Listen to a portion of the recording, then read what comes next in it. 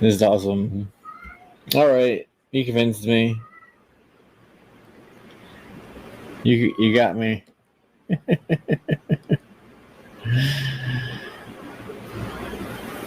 You know what? You're right.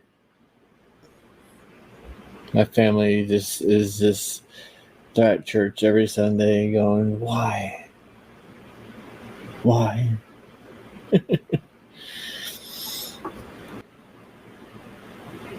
It's just funny, just like, you know, I don't know who that person is, but I know who that person is at the same time. And it's just like,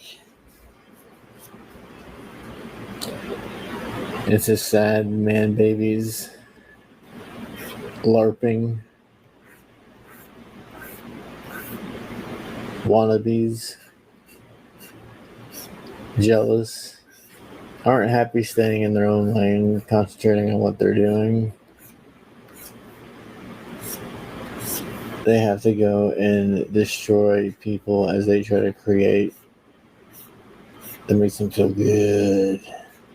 Cultivating a fan base as an indie comic book artist isn't exactly easy, and some indie comic book artists like Patrick Thomas Parnell frequently endure bullying. Here, a YouTube viewer told Patrick Thomas Parnell that he should quit drawing, that he's awful and embarrassing his family.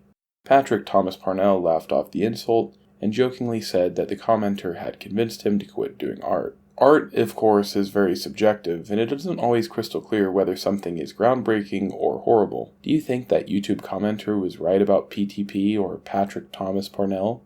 This was a picture that PTP had drawn for Zaylin, a Rippaverse character. And this is an image that Patrick Thomas Parnell or PTP had illustrated of Rainbow the Brute, a character made by Ethan Van Sciver. And here's a page from his book Ultrastar. PTP talks about how he is a frequent target of bullying. I'm like the Fisher Price of people to hate in this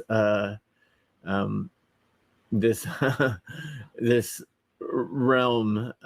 It's real safe to hate on PTP because a lot of people do it. It's not a bold statement. When I hear people talking smack about me online that I've never heard of before, I'm like baby's first drama start. It's like everyone feels safe starting shit with me, even though I ignore all of it. I love when I see people. While some people were laughing at Patrick Thomas Parnell, it turns out that he was actually burning the midnight candle. In a post that Patrick Thomas Parnell had made on Twitter and Instagram, he says, "For years, I've been known primarily as an indie comics guy, the scrappy creator who built works outside the system. And even when I had the chance to do covers for mainstream publishers, I always felt like I was still catching up, still learning, still sharpening the blade." He further explains, "Behind the scenes, I've been diving deep into growth and fundamentals, studying Andrew Loomis, figure work, dissecting the visual energy of Capcom, and consulting tutorials of color theory, composition, and storytelling to evolve, to push past my comfort zone, to bring something stronger to the table." PTP then posted this image here of his character American Ninja X. He also posted this one as well. So would Patrick Thomas Parnell's leveling up finally silence his haters once and for all? Or would PTP still be subject to relentless bullying? Ethan Van Sciver reacted to these images. Looks like he's digitally tracing over AI. PTP did not draw this, but you can see he didn't do these. Like, okay, let's take a look at this. Here's what PTP did. He added these. Do you see these? Do you see these on there? These like strokes that are sticking out? He did those. He most certainly added those to the drawing. This is some like Rob Granito shit. I haven't seen anything like this since Rob Granito way back in the day. Let me see here. He did this, maybe added a couple of strokes there. Do this there, do this there. These pull. You can even see where the pullouts are. You can even see them. Oh, that's funny. See this? You can see how this black like fades a little bit. It's like this already existed. This drawing already existed, and then he added pullouts coming out of this little black spot on the leg. Oh my God. This is too good to be true. Man. See this texture here that he laid over this? Is this the same texture that like Cliff Richards uses all over ISOM, but it's in reverse. It's like white instead of. So it's like you get the drawing, you add some lines to it, some strokes to it, and then you lay over. Oh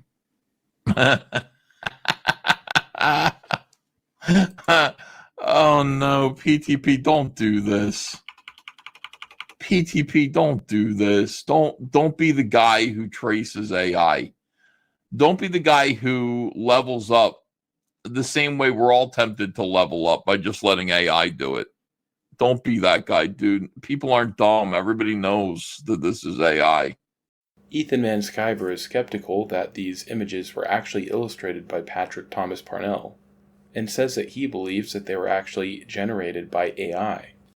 John Malin also chimed in, and guys, I haven't posted any art lately because I've been working really hard to level up my drawings. This black ink rendering technique is so complex, and not only captures near perfect realism, but it tricks the brain to see color, movement, and hear sound, capturing light refraction, time and space in my black and white art, no big deal. Shortly thereafter, Patrick Thomas Parnell took a picture of a drawing that he was working on.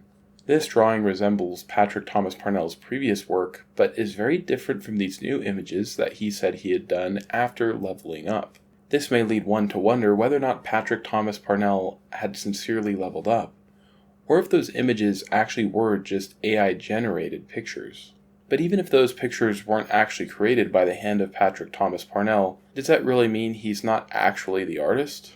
Shadiversity explains how he believes that AI is actually just a new medium of art. Many people view this new technology as something that robs people of their artistic pursuit and potential. What I see is the exact opposite. Indeed, far from robbing artistic expression, when you approach it with intent, having a specific vision in your mind that you want to achieve, it can enable you to bring that vision into a level of reality, detail, and beauty than you might ever have been able to do without it. I am an artist. I've developed a very keen eye for proportion and detail, and I have applied that in every artistic pursuit in whatever medium I'm using, to prove that great amounts of artistry can absolutely be applied to AI art generation to achieve far greater results than what people are able to achieve without artistic talent and technical knowledge in the program itself. I'm going to take you through step by step, showing the entire process of the creation of one of my AI-assisted art pieces. So to demonstrate this process, we are going to be making an image of one of my favorite fictional characters, Supergirl. I had a big crush on Supergirl growing up and have a lot of nostalgic connection for this character, and what I love to do is to depict my wife as Supergirl because that's who she is. She is my Supergirl. She's the most beautiful creature in the world to me, and so I love making art of my wife. She is my muse, and I particularly love depicting her in the way that I see her. People don't see what I see when I look at my wife. When I look at my wife, I see the most beautiful creature in the world. I see my Supergirl. Of course, these opinions by Shadiversity are very controversial, but not quite as controversial as his claim that Studio Ghibli is plain and uninspired. I made a video responding to this claim by Shadiversity, and I invited Graham Nolan, a prolific Batman artist and the creator of Bane, to also weigh in. And while Shadiversity claimed on the one hand that Studio Ghibli was plain and uninspired, he also bragged about this image which he had created with AI. You aren't going to believe how Shadiversity gasses himself up. I've been watching a lot of isekai anime lately. Solo leveling is the best, and it put me in the mood to illustrate an anime-style fantasy adventurer. I had a lot of fun with working with an animated style with bigger eyes. My favorite parts are her smile and expression, which I need to shape manually as with everything else in this image, but the smile took the most work. I put extra effort into the background of this one.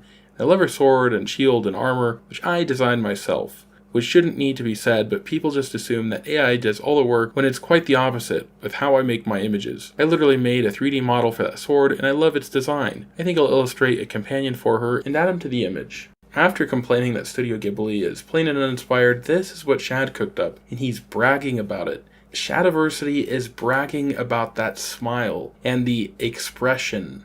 It's very apparent that Shadiversity is blind when it comes to art. He believes that Studio Ghibli is plain and uninspired, and that this image that Shad had created using AI is good. And PTP, who has a history of drawing things like this, believed that people would think that these images were also illustrated by his hand too. There's also another similarity between Patrick Thomas Parnell, or PTP, and Shadiversity. Shortly after Shadiversity had made this post, which had exploded on X, he ended up deleting it. Maybe he was beginning to get self-awareness. In a similar way, Patrick Thomas Parnell also shortly privated his account, and now, just a few days later, he's completely nuked it. If you go to Google Images and try and open this image that Patrick Thomas Parnell had posted on his Twitter of Zaylin, it ends up taking you to a deleted Twitter page. But if you're someone who's interested in Patrick Thomas Parnell's artistic journey and you want to see how he'll continue to level up, don't worry, you can still access his Instagram. So what do you think about this whole debacle? Were those images illustrated by Patrick Thomas Parnell, or were they generated in large part by AI? If they were made by AI, is that even a bad thing? Or is he just experimenting with a new art medium, kind of like what Shadiversity was talking about? Let me know in the comments section, and as always, don't forget to like and subscribe, or... You are a hoe-ass